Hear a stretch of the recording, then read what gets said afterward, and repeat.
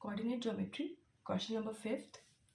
In this question given that AOBC, this is a rectangle जिसके 3 vertices जो है वो हमें गिवन है और 4th वर्टाइसेस गिवन नहीं है, तो मैंने इसे अज्यूम किया है x एंड y.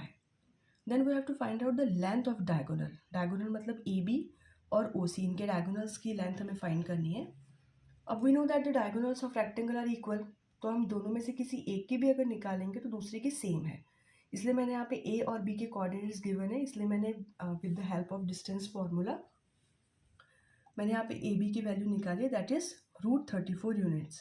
तो जो OC है उसकी भी 34 यूनिट ही रहेगी, √34. Question number 6. The coordinate of a point which is reflection of point this in x axis. X axis पे है -3 एंड 5, मतलब -3 जो है वो यहाँ पर एक्स एक्सिस में है नेगेटिव में, और 5 जो है वो पॉजिटिव है, so it will be y.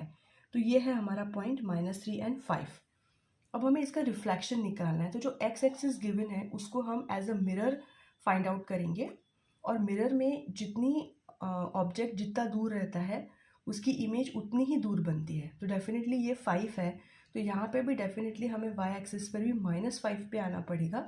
X axis का पॉइंट सेम रहेगा -3, सिर्फ यहाँ पे जो y एक्सिस की डिस्टेंस है उतना ही हमें ऑपोजिट डायरेक्शन में भी y एक्सिस में लेना है. तो इट विल भी जो इसका रिफ्लेक्शन पॉइंट है वो है -3 और -5. सिमिलरली आप y एक्सिस के लिए भी फाइंड आउट कर सकते हैं. अगर यहाँ पे y एक्सिस गिवन है तो ये y एक्सिस को हम एज अ मिरर कंसिडर करेंगे, और ऑब्जेक्ट इस y एक्सिस से जितना दूर रहेगा उतने ही अपोजिट डायरेक्शन में सेम रहता है. That is called the reflection questions. इस टाइप के क्वेश्चंस भी आ सकते हैं एग्जाम में. ये बहुत सिंपल है. 7th क्वेश्चन है पेरीमीटर ऑफ अ ट्राइंगल. तीनों वर्टाइसेस गिवन है. पेरीमीटर ऑफ ट्राइंगल होता है सम ऑफ ऑल 3 साइड्स. हम डिस्टेंस फार्मूला के हेल्प से तीनों साइड का जो मेजरमेंट है, जो लेंथ है, वो हमने निकाली और फिर हमने इसको प्लस कर दिया है.